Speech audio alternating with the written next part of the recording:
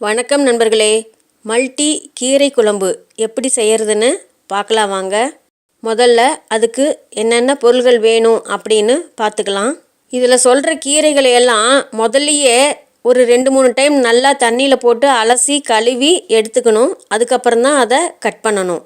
பொடியாக நறுக்கின வெந்தயக்கீரை 1 கப் அளவு, பொடியாக நறுக்கின முள்ளங்கி கீரை 1 கப் அளவு, பொடியாக நறுக்கின மிளகு தக்காளி கீரை 1 கப் அளவு, பொடியாக நறுக்கின முருங்கைக்கீரை 1 கப் அளவு, வேக வைத்த துவரம்பருப்பு 1 கப் அளவு, நெய் 2 டீஸ்பூன், புளி ஒரு பெரிய நெல்லிக்காய் அளவு, சாம்பார் பொடி 2 டீஸ்பூன், கல்லுப்பு தேவைக்கு, தண்ணீர் தேவைக்கு, கடலை எண்ணெய் 2 டீஸ்பூன், கடுகு 1/4 டீஸ்பூன், வெந்தயம் 1 சிட்டிகை அளவு, கருவேப்பிலை 1 குச்சி அளவு.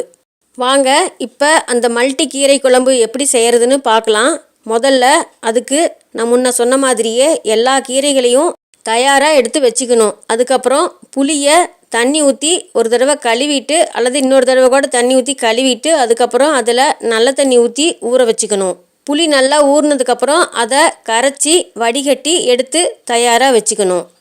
அதுக்கப்புறம் அடுப்பில் ஒரு வாணலி வச்சுக்கிட்டு அந்த வாணலி காஞ்சோடனே அடுப்பை சிம்மில் வச்சுக்கிட்டு அதில் 2 டீஸ்பூன் நெய் ஊற்றி அதுலேயே அந்த அரிஞ்சு வச்சுருக்கிற கீரையெல்லாம் போட்டு அடுப்பை சிம்மிலே வச்சுக்கிட்டு ஒரு 10 நிமிஷம் நல்லா கிளறி மூடி வச்சு வேக விடணும்.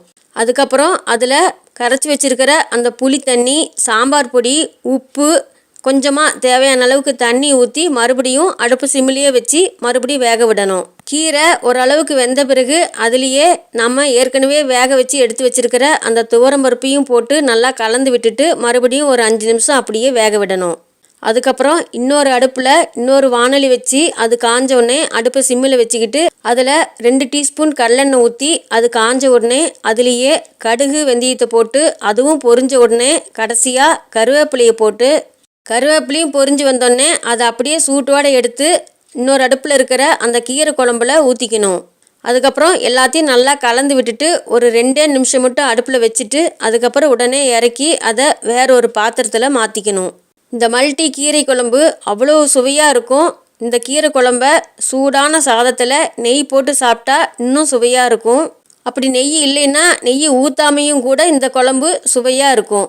செஞ்சு சாப்பிட்டு பார்த்துட்டு எப்படி இருந்ததுன்னு கமெண்ட்டில் சொல்லுங்கள். இந்த வீடியோ பிடிச்சிருந்தா இது வரைக்கும் சப்ஸ்கிரைப் பண்ணாதவங்க சப்ஸ்கிரைப் பண்ணுங்கள், லைக் பண்ணுங்கள், உங்களுக்கு தெரிஞ்சவங்களுக்கு ஷேர் பண்ணுங்கள், கமெண்ட் பண்ணுங்கள். மீண்டும் அடுத்த வீடியோவில் சந்திப்போம் நண்பர்களே.